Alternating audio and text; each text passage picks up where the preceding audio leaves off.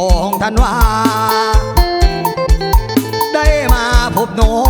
งเนื้อทองสาวทาสิดาเป็นบุญ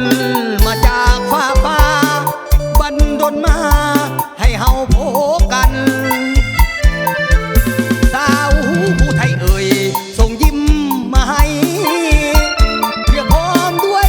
กิริยาแล้ววาจาก็หวานจับใจทั้ง2 พวงแก้มบิ่งบานละมุนละไมว่าส่งน้องงามวิไลโอ้ขวัญใจมีแฟนหรือยังสาวทาสิดาบุพา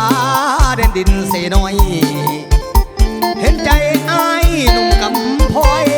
ที่อิงอ้อยมากับเสียงเพลงนักของน้องใหม่คนนี้จะได้บรรเลงนวลน้องบ่ต้องวันเก่ง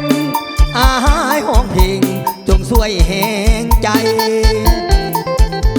วันศาสตร์คืนนั้นที่เสบังไฟ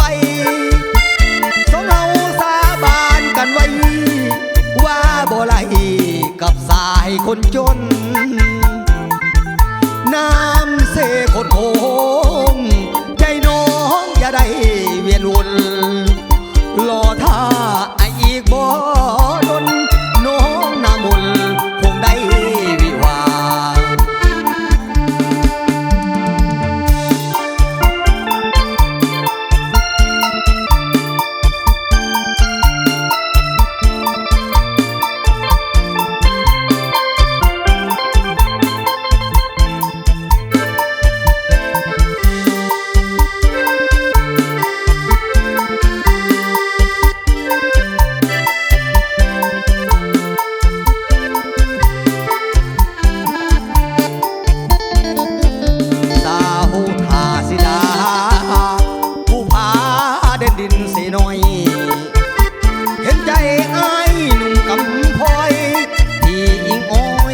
มากับเสียงเพลง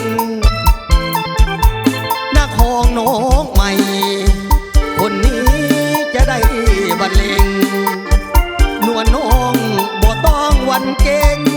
อาหายห้องเพลงจงสวยแหงใจวันศาสตร์คืนนั้น